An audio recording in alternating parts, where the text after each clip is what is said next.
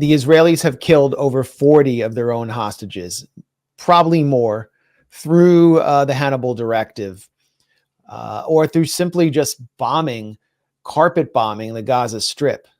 One of the most famous hostages who was released thanks to a special forces undercover operation by the Israeli military, Noah Argamani, was actually nearly killed in an Israeli airstrike and had shrapnel in her head, and was treated and saved by her Al-Qassam guards from Hamas. She recounted that actually in a hostage video, and the 2 hostages who were with her at the time were killed by the Israelis. She confirmed this after being released. Now, it's key to understanding why the 6 hostages were recently killed. The key to understanding it is how Argamani was released. She was released in the special forces operation where the Israelis disembarked from a humanitarian pier or onto the beach at Deir al-Balah in central Gaza, disguised as humanitarian aid workers, basically putting all NGOs and humanitarian workers under suspicion. They were found out and caught as they entered central Deir al-Balah near the market where Argamani was identified by Israeli intelligence. And then Qassam teams opened fire on them. Israel ordered 6 2,000-pound bombs dropped on the market. A disgusting massacre ensued. Over 150 civilians killed, at least half of them children, all to release this one woman, a journalist, a prominent journalist in Gaza, who was in an adjacent apartment, was executed at point blank range along with his family by Israeli special forces, all to release this woman who was recently seen in her bikini dancing on the shoulders of her father at a beach rave.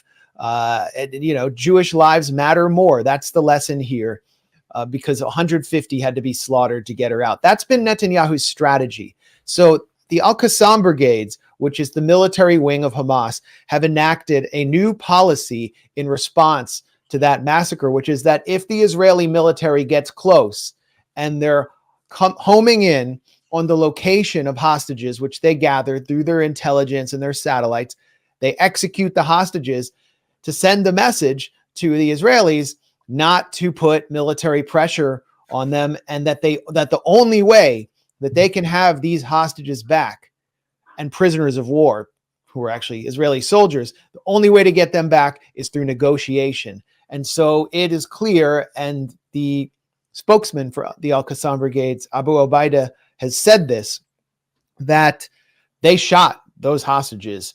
They executed them because the Israeli soldiers were getting close and were going to try military action to release them. So this is on Netanyahu, and it's on Tony Blinken. And I'll tell you why. Because Netanyahu is explicitly refusing any deal for the release of the hostages until he can secure a permanent Israeli presence in at least 2 places in the Gaza Strip: the Netzarim corridor, cutting off the north from the south, and the Philadelphia corridor, cutting off Gaza from Egypt. And Tony Blinken is responsible too for lying to the world and referring to Netanyahu's rejectionism as generous offers, and giving Netanyahu the cover he needed at a recent press conference to even push back on Biden, who criticized his obstructionism and his obstinate attitude. So they, by stymieing and sabotaging deals that would have gotten these hostages out, wound up getting these 6 killed.